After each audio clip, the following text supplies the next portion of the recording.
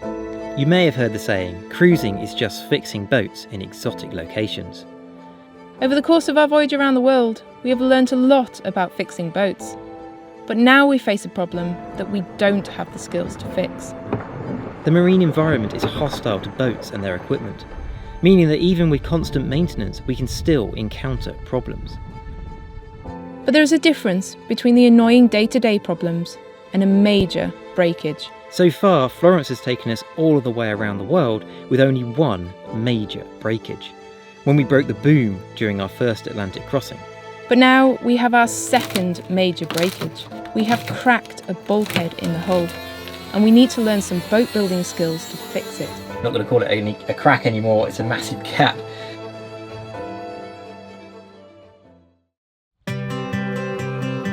We are Amy and Matt. We spent the last 6.5 years sailing our 37-foot sailboat Florence around the world. In that time, we have crossed 4 oceans, and over 46,000 miles have passed under our keel. Now we have made it back to the Caribbean, we will explore these famous islands before we recross the North Atlantic Ocean to return to where we began this voyage in England.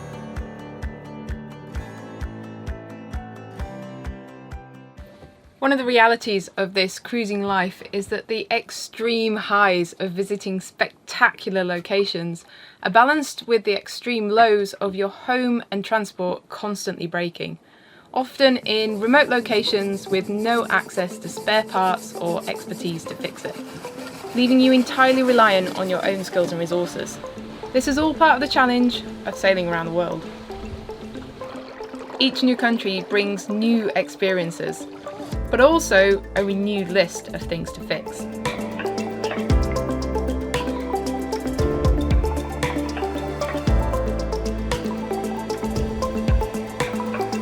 Why have you got your head in the engine bay again, Matt? Head in engine bay take 2. Whilst we've been privileged to take our boat to many exotic locations, there has always been something to fix. This is the drive unit for our autopilot.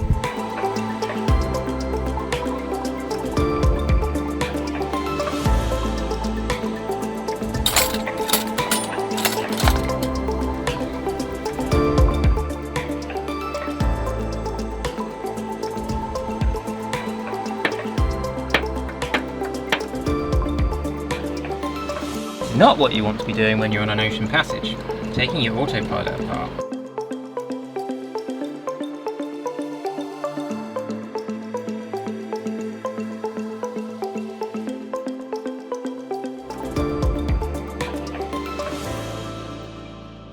Today's exotic location is English Harbour in Antigua.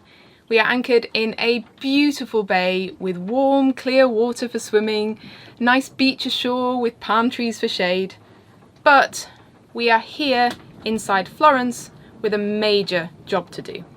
Recently, when we've been sailing along, we've noticed that our lower shrouds, when we're going upwind, are flapping and they're becoming very loose. And this has happened before when we tightened them up a bit, and they've now gone significantly looser. So we've gone round the boat looking for what's caused that change.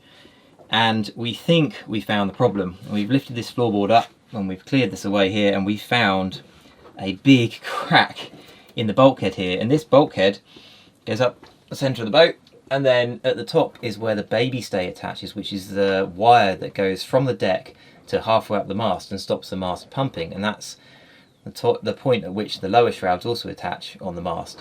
So we think what's happened is this crack has opened up, and the deck has therefore gone up slightly, which has reduced the amount of tension on the baby stay, which therefore reduces the tension on the lower shrouds. So obviously we don't want to be sailing Florence back across the North Atlantic Ocean with a crack in the bulkhead and a potentially loose rig, although we've had some advice about this from an expert, and this wouldn't actually be a problem. Florence, the mast is not going to fall down. Florence would absolutely make it back across the North Atlantic Ocean in this condition. However, it would be better if she didn't have a big crack here. So we are going to now fix this. So this crack I can actually get my finger into. It goes all the way along here. When you're sailing around the world, you need to know how to fix pretty much anything on your boat, because often you're in remote places and you've just got yourself to rely on. However, here we are very lucky that before we found this crack, we already had arranged for a friend to come out and visit us on holiday here in Antigua for a week, and that friend is actually an expert on boat repairs and boat structures. And so we told him before he got on the plane, and he brought some extra bits with him, and he's going to teach us how to make a really good repair of this. And he's an expert, so he's confident on this. On my own, I would be really nervous about doing this, and I would have to watch many YouTube videos before I was prepared to tackle it. This seems like a good opportunity for me to introduce Ron. Matt has known Ron for over 20 years, but we actually both separately met him dinghy sailing, and Ron was the person who introduced me to skiff sailing. I sailed 49ers with him for over 8 years. When it comes to making or fixing boats, Ron is the most capable person we know.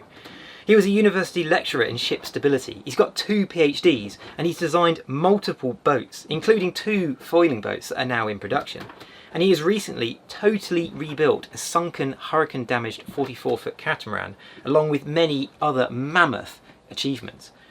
So if there's anyone we trust to take a hammer and chisel to Florence, like we're about to, it's Ron. Possibly the most normal thing about Ron is that he doesn't like talking to camera. So whilst he will definitely be leading the repair, we will continue to narrate the video. Time to get cracking. So first step is to remove the floorboard, and we removed this piece of wood along here that was holding the floorboard up, and we're then going to grind all this out and make sure that we know and we understand the full extent of the problem before we start the repair.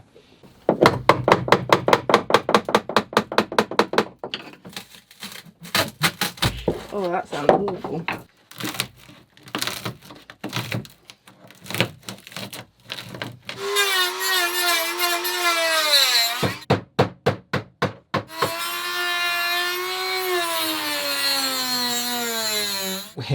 Ron's helping us, because actually grinding back this much of the boat and making this big a hole would be really worrying. But he's the expert, and he quite rightly says that you've got to take out everything back until you've got some really solid structure to actually work with. There's no point doing a patch on top repair.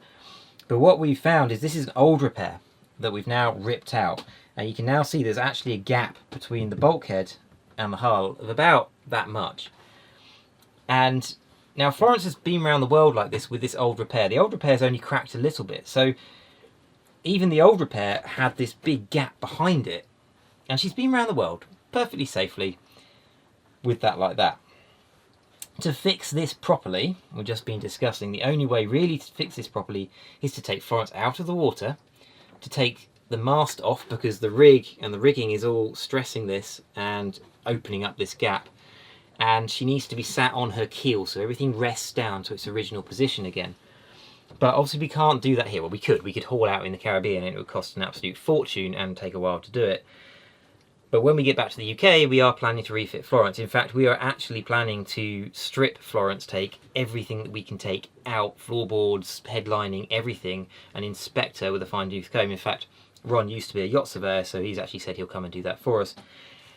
So now we've got to decide what to do to fix this problem. And since we can't do it out of the water, what we're going to do is not a temporary fix. Well, it is a temporary fix because we're going to undo it when we get back to the UK, but we're going to stabilise this. So there is a gap here, and we're not going to be able to close it up without taking the rig off.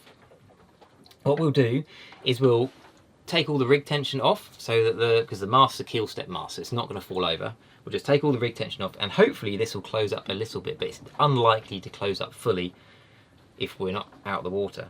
But then we'll put a repair on here that is structural, and we'll stabilise this so it won't move in the whole time that we're sailing back to the UK. And then when we do get back to the UK, what we'll probably end up doing is cutting the repair that we're just about to make off, and then when we get her on the hard, get the mast off, we'll try and close that gap by either jacking up here under the hull or putting some weights, some barrels of water or something on the deck to just compress that back to how it should be, and then we'll redo this repair back in the UK.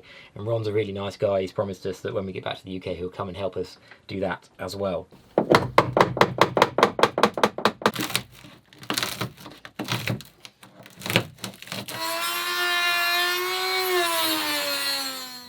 So now, after a morning of cutting, ripping out the old repair and grinding back and sanding back, we've completely cleaned up this area, or Ron has actually got in here and completely cleaned up this area.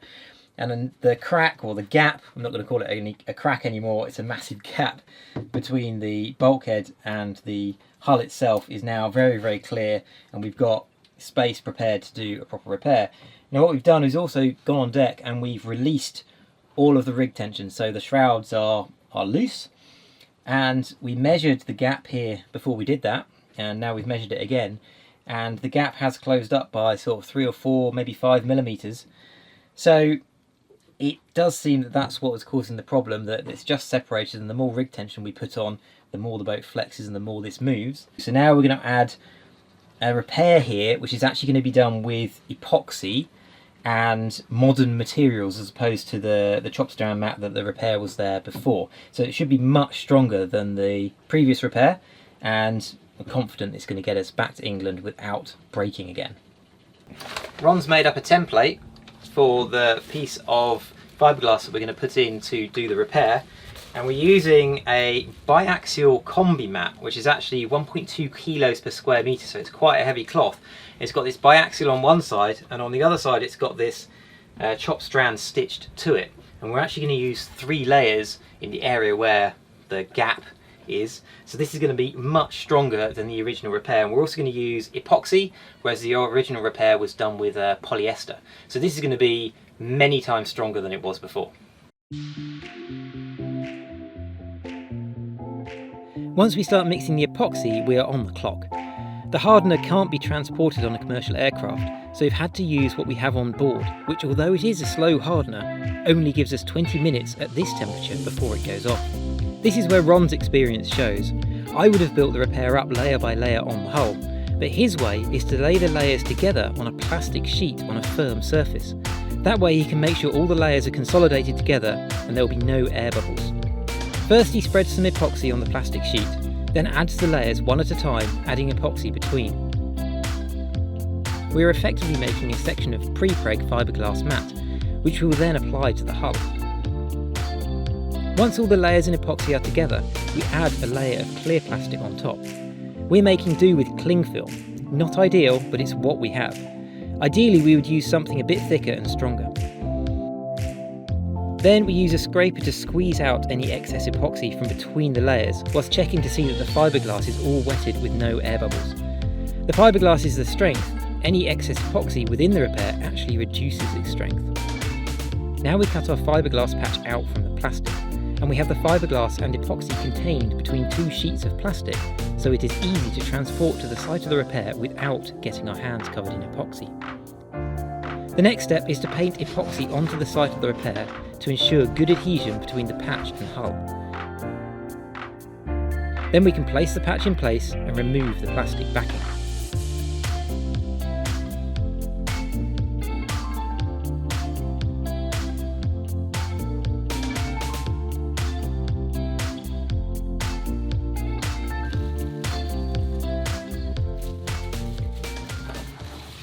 So this is peel ply going on top, and that's to help wick all the excess resin out. Yeah, and it's one of the main reasons for using a peel ply is when you peel it off, it gives an uncontaminated surface, which is good to bond on if you want to do another one.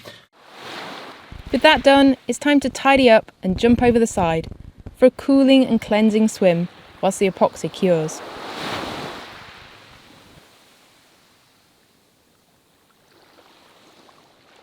So we've left this to set overnight without the rig tension on, and we've got the peel ply on top of it, and now it's time to rip off the peel ply and see what we've got underneath. The peel ply is good because it gives a good finish, but it also gives a good surface if we needed to bond anything else on top of this, so we wouldn't have to sand it down because we've got the peel ply on there. It also wicks out some of the epoxy, so you get a nice compressed bond onto the hull.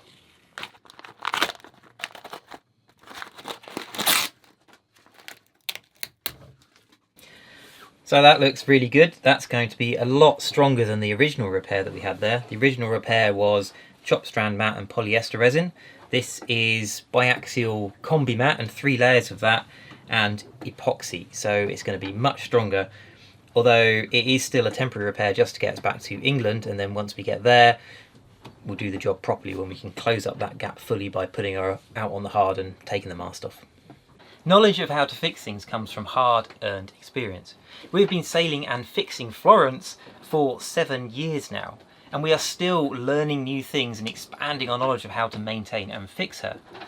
That bulkhead is now stronger than it was before we left England to sail around the world, and we now both feel confident in sailing Florence back across the North Atlantic later this year to return home to England.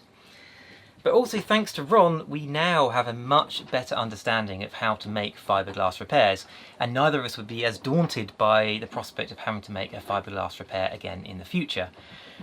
Ron has been an absolute legend to come out and help us do this, although we now suspect that if we invite him out for a holiday on Florence again in the future, he may have second thoughts. Next time we set sail for the British Virgin Islands, but find a great place for a pit stop on the way. Don't forget to subscribe to catch the next episode. We release a video every 2 weeks. If you'd like to find out more about behind the scenes on Florence, track our progress across the oceans in real time, find out where we are right now, or ask us pretty much anything, then please head over to our Patreon site and join the crew. We would like to thank everyone who supports us to make these videos possible, and a special thank you to our star patrons.